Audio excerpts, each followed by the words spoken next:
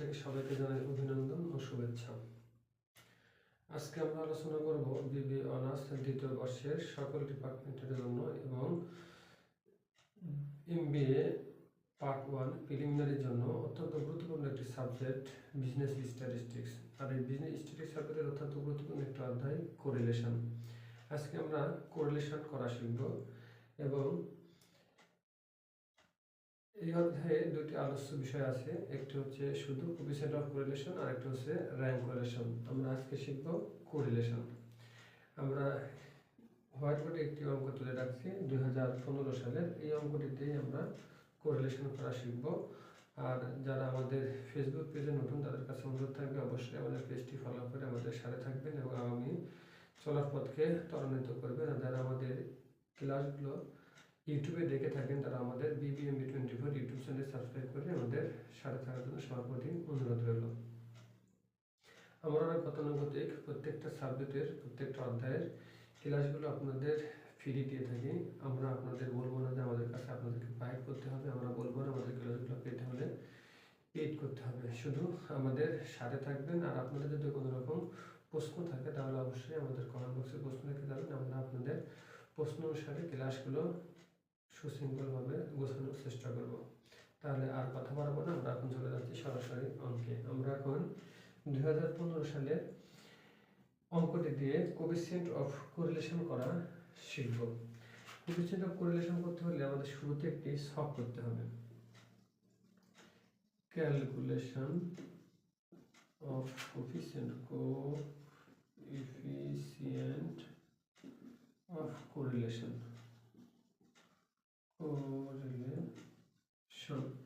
এই অধ্যায়টির অঙ্ক দুটা রুলস আছে, ডাইরেক্ট এবং শর্টকাট।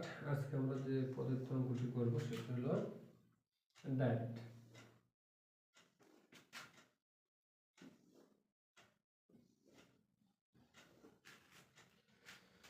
এই হচ্ছে আমাদের সব fixed x y x square y square x y. অর্থাৎ এই জায়গাতে আমরা ক্যাপিটাল সমান ধরলাম এক্স আর প্রফিট সমান ধরলাম আমরা ওয়াই। 1 2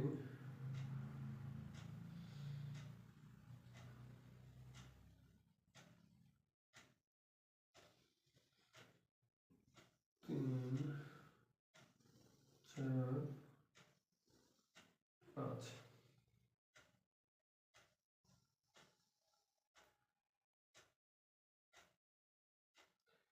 এই হচ্ছে আমাদের সব কোএফিসিয়েন্ট অফ কোরিলেশনের অঙ্ক। যদি আমরা ডাইরেক্ট রুলস করি তাহলে সবটা একদম ফিক্সড, কোনোদিন কোনো পরিবর্তন হবে না।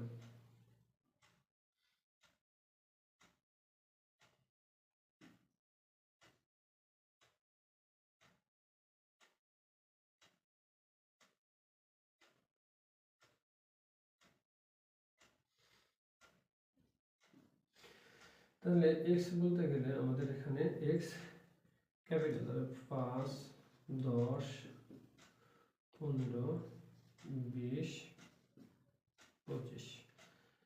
প্রফিট 3 4 8 12 18। এগুলোকে এখন আমরা কি করবো, স্কোয়ার করবো।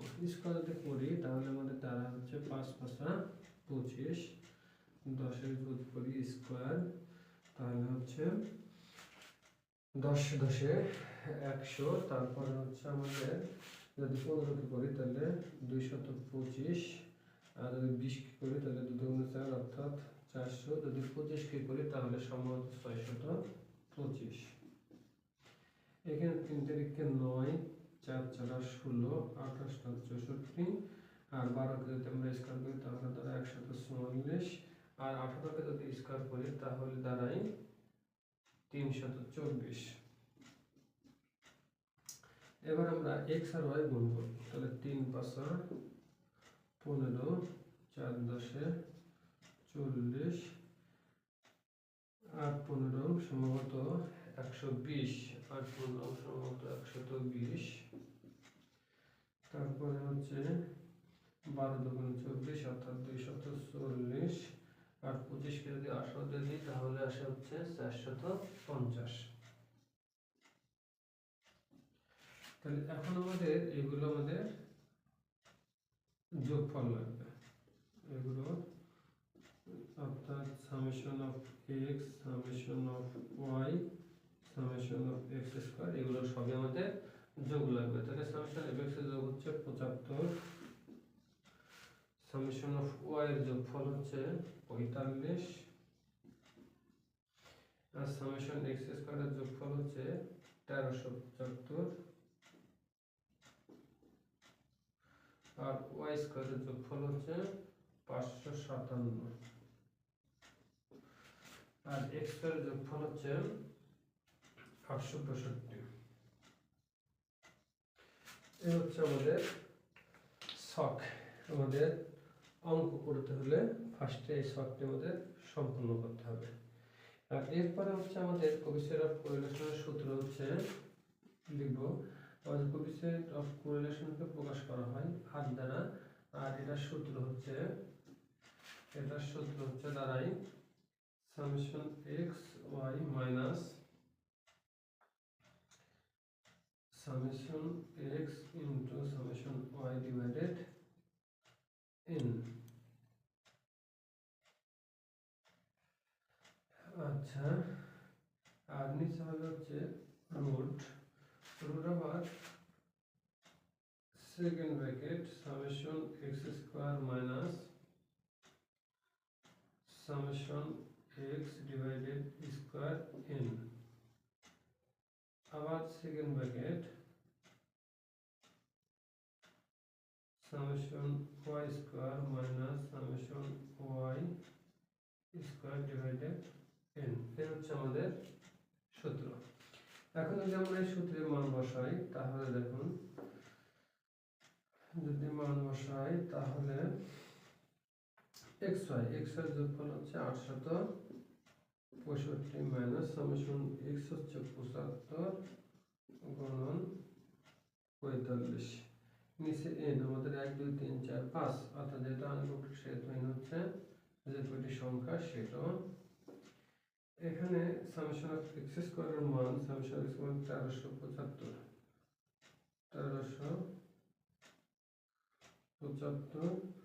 মাইনাস এখানে হচ্ছে 75 এর উপরে স্কয়ার করে 5 দিয়ে ভাগ, তারপরে দাঁড়াচ্ছে হচ্ছে y স্কয়ার অর্থাৎ 557 মাইনাস এখানে 45 এর উপরে স্কয়ার ডিভাইডেড n। এখানে আমাদের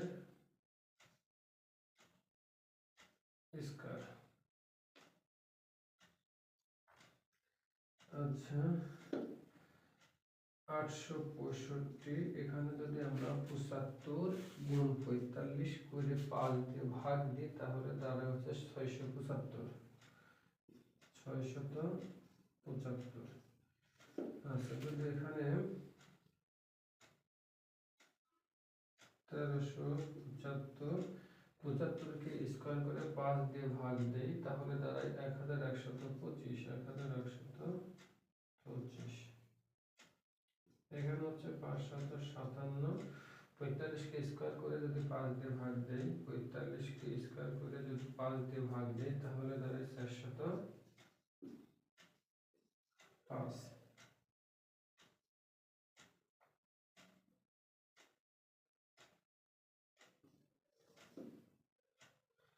আটশো থেকে যদি 675কে বিয়োগ করি তাহলে দাঁড়ায় 190।